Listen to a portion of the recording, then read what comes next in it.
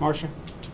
Governor, you are meeting with the president today, and you are going to offer him some limited access to DMV records. But since you yourself have admitted that, in a sense, it's a bluff, what are you hoping to accomplish by meeting with the president, and do you think he's going to understand it's a bluff? Well, look, I want to find out if, to the extent this is a logical, rational situation, we have the solution. The Department of Homeland Security said that they're ending the Trusted Traveler Program, the Global Entry Program, because they need information from our DMV database. I don't believe that's true. The way the Global Entry Program works is you go for an in-person interview with the federal government. You sit down in the chair across from them. You provide whatever information they want. I don't see why they would need our state DMV database to conduct that discussion. Second, any criminal information that we have in our state database, we already give to the FBI. So Homeland Security could get whatever criminal information they want from the FBI, who has all the state records. So I reject their premise, but assuming for whatever reason they think they need access to the DMV database for the TTP and global entry enrollees, I said, we'll give it to you. No issue. I'll give it to you. So that should resolve it.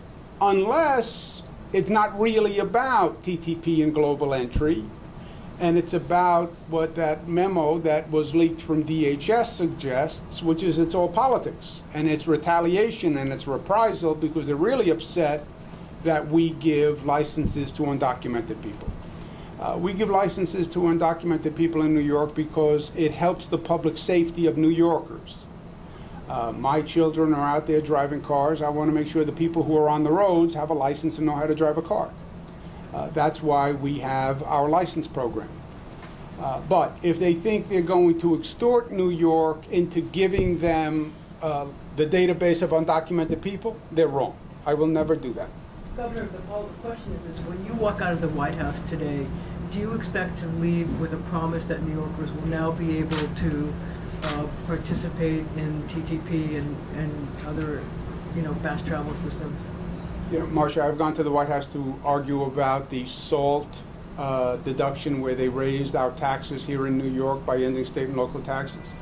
I've gone to the White House to ask for funding for the Gateway tunnels. I've gone to the White House to ask for 2nd Avenue subway funding.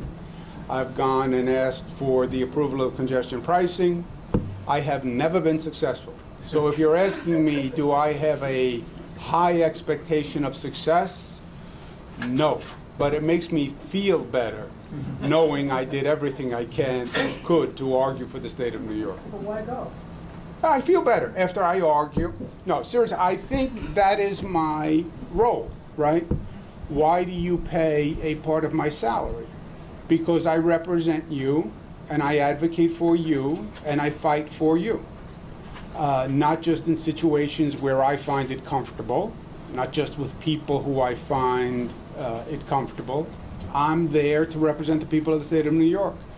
They lock us out of the TTP program, it's going to hurt tens of thousands of New Yorkers who will be inconvenienced for no reason, no logical reason, just pure retaliation. And I want to know that I did everything I could to stop that. If you think this is all politics, this is a concern that if you two go at it today, it could expand to other fast traveler programs like TSA Cree, which they've said is exempt so far? We're not going to go at anything. I'm going to go and just present the facts. And look, if they're making a decision on the facts, I think they'll agree with our position. You can have access to the TTP for TTP enrollees to the DMV database. Problem solved. That solves the problem they outlined, right? We need information for the TTP enrollees. You have it. No, we don't. Yes, you do. No, we don't. We want to get it from the DMV database. Okay, I'll give it to you. I give it to you.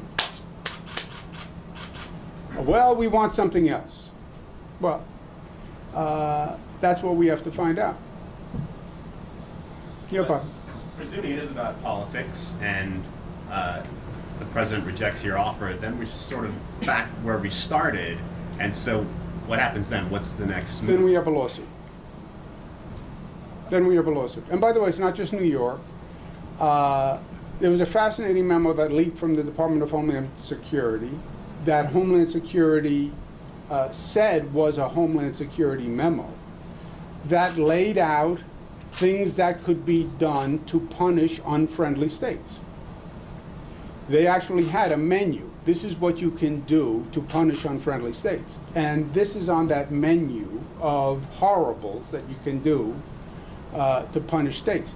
New York, New Jersey, California, state of Washington, King County, they did just this.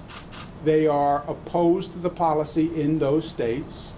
Department of Justice is suing them.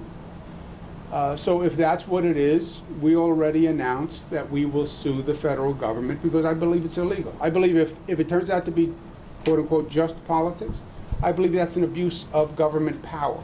I believe that's illegal. You can't use government as a political tool. You can't use governmental power for your purely political purpose. You can't penalize New Yorkers for your political poster. That's an abuse of government and that's illegal. Okay? Thank you all very much. Thank you. Could you take an off-topic question? Could you take one off-topic question?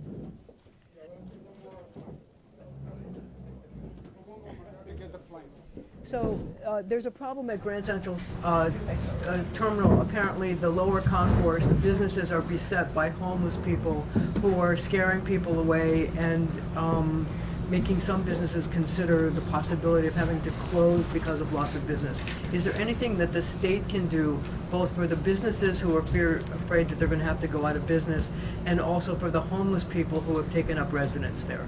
Yeah, we are talking to the city about that on an ongoing basis. I said from the state of the state onwards, I think the city needs a more effective and aggressive program. We have gone through this before, right? Homelessness is not a new issue. If you go back to Mayor Dinkins, as you remember, I headed his homeless commission. We came up with a plan. The plan was very effective. Rudy Giuliani adopted the same plan. I took that plan, went to the federal government with Bill Clinton. The federal government adopted the same plan. It's still being used, called the Continuum of Care. So I think we know how to do this. The city just has to do a better job of it. But this is not the first time we've dealt with this issue. We've dealt with it for years. Can the state help those businesses? Oh, I'm sure the MTA is working with the businesses, but this homeless issue is not just in one location. It's all across the city. The problem of homeless people who are on the street is as bad as I have ever seen it. And in the past, we have made progress. Right? This goes up and down. So let's ask ourselves, when we made progress, what did we do? And what are we not doing now? That's the realization that we have to go through. Thank you very much.